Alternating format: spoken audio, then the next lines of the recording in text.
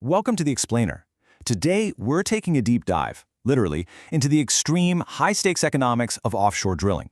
When people think about oil rigs, they usually picture these massive money printers, right? Just giant machines sucking wealth straight out of the seabed. But the reality is actually far more complex, and honestly, it's absolutely fascinating. These offshore rigs are essentially floating financial tightropes. They represent some of the most dangerous, capital-intensive bets in the entire global economy. We're going to break down the exact costs, the brutal daily logistics, and the massive hidden liabilities that make this industry operate unlike anything else on Earth. Okay, let's dive into this. $1 billion. That is the sheer amount of capital we're talking about just to get a seat at the table here. If you want to build a brand new, modern, deep-water drill ship, you're looking at a price tag that easily exceeds $1 billion. To put that into perspective, for that exact same amount of money, you could buy an entire fleet of commercial airliners. And when you really look at the scale of one of these assets, you begin to understand why it costs so much. This isn't just a ship. It's practically a floating industrial city.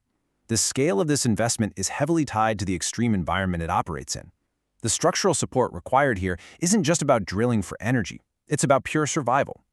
These massive steel structures have to remain perfectly structurally stable while floating in some of the most unforgiving ocean environments on the planet, often battling 30-foot seas, gale-force winds, and corrosive saltwater day in and day out. To truly grasp how this business works, we're going to treat this explainer like a financial balance sheet, from construction all the way to destruction. Here's our agenda. 1. The billion-dollar bet. 2. The uptime obsession. 3. The logistical retaining wall. 4. Risk as an engineering feature. And 5. The sunsetting problem. All right, let's kick things off with Section 1, the billion-dollar bet, the sheer capital required just to enter the game. So, buying the rig is actually just the very beginning of the spending. In the industry, this massive initial cost is known as CapEx, or capital expenditure. But the absolutely crucial point to understand here is that this billion-dollar CapEx, it's really just the down payment on a floating financial tightrope. It's the cost of creating the hammer. But how do you actually make money off a billion-dollar hammer? Well, in the offshore drilling contractor business, you don't generally own the oil yourself. Instead, you rent the hammer out to the oil companies. And that brings us to the ultimate metric of offshore profitability, the day rate. This is the flat daily fee that an oil company pays to lease the drilling rig from the contractor. You can think of it like a rental fee or maybe a very, very expensive taxi meter that charges by the day. So what does that meter run? Right now, leading-edge day rates for top-tier drill ships are hovering around and often exceeding $500,000 for a single 24-hour period. I mean, that is roughly what a median household earns in an entire decade, and they're billing it in a single afternoon. If a rig is charging $500,000 a day, that translates to $15 million every single month. Which brings us to Section 2, the uptime obsession, and exactly why downtime is the ultimate enemy. See, to actually collect that massive rent check, the rig has got to be working constantly. Because this day rate casino definitely has a losing side too. So let me ask you, what happens when the drill stops? The rig only earns when it's operational and under contract. The second it's not, it becomes a literal financial black hole. In my own experience working with construction management, I learned incredibly quickly that downtime is the enemy. A stalled factory or a delayed construction site bleeds thousands of dollars an hour in idle crew wages and equipment rental costs. But an offshore rig? It takes that economic drain and multiplies it exponentially. An idle rig doesn't just sit quietly in a dirt lot. It hemorrhages millions of dollars while floating out in the middle of the ocean, fully exposed to the elements. This relentless daily cash burn is known as OPEX, or operational expenditure. This covers everything: the fuel, the highly skilled labor, the constant maintenance, and the logistics. And here is the cruelest fact of offshore economics. Your OPEX doesn't just magically disappear the moment the rig stops earning its day rate. The meter is always running on costs. Just look at the sheer cost of idling. A working rig is basically a small town that never sleeps. You've got 100 to 200 workers on board. Engineers, drillers, mechanics, medics, cooks. You're burning thousands of gallons of fuel daily just to keep the lights on and the massive systems active.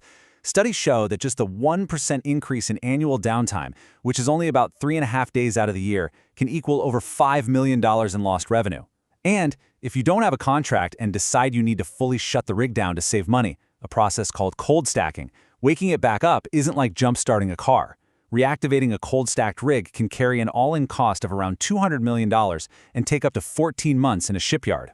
So how do they prevent that? That's Section 3, the logistical retaining wall, the massive hidden web of support keeping the rig alive. To prevent that catastrophic downtime, rig operators have to build massive, highly complex supply chains. A drill ship really acts as an isolated central hub. It is completely reliant on its logistical umbilical cords to survive. Every single meal, every spare part, every drop of fuel, and every crew member has to be brought out across the ocean to this tiny floating dot. And this brilliantly illustrates the high-tech web that gets built. You have the central hub, the rig itself. Surrounding it is this constant synchronized rotation of offshore support vessels, or OSVs, delivering heavy equipment and drilling mud.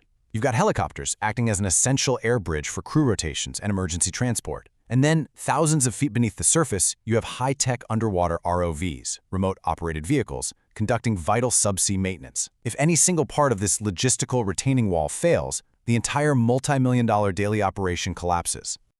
Moving on to Section 4, risk as an engineering feature. Reframing heavy steel engineering as extreme financial protection. The cost of a failure out here isn't just a few lost hours. It's potentially catastrophic. When we talked earlier about that billion-dollar construction cost, you have to realize that money isn't just going into a heavy steel hull.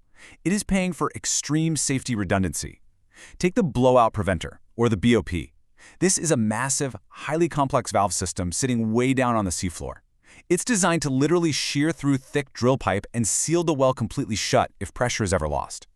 These expensive redundant safety systems, like backup BOPs and fire suppression, are the most vital pieces of engineering on the rig because they were the only things protecting the core asset from becoming a fatal liability. We have to soberly look at the reality of what happens when those redundancies fail.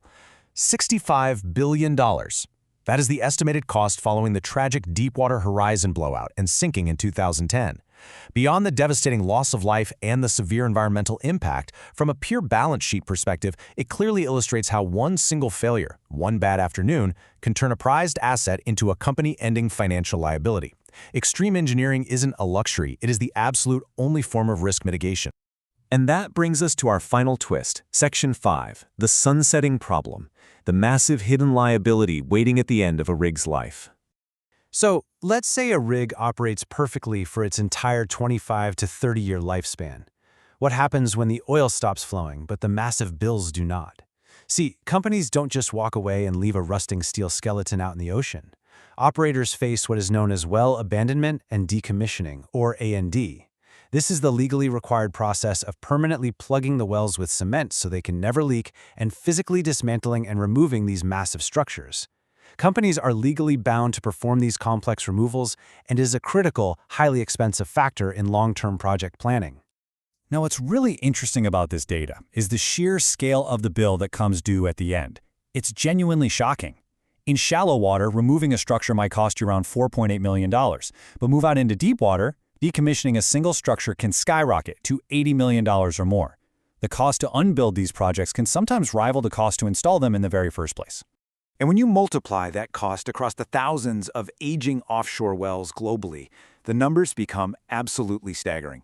Current estimates place global decommissioning liabilities somewhere between $311 and $362 billion. Let that sink in. That is over $1/3 trillion in legally mandated cleanup bills, just sitting quietly on corporate balance sheets around the world, waiting to be paid. So we've explored the billion-dollar build costs, those $500,000 day rates, the brutal high-stakes logistics, and the multi-million-dollar demolition bills. This is an entire industry built on absolute extremes. Which leaves us with one final, provocative thought to ponder. As these massive, long-term cleanup liabilities continue to mount on balance sheets all over the world, are we watching the era of the ultimate billion-dollar floating bet finally reach its horizon? It's a fascinating question for the future of energy economics. Thanks so much for joining me on this explainer, and remember to keep questioning how the hidden gears of our world actually turn.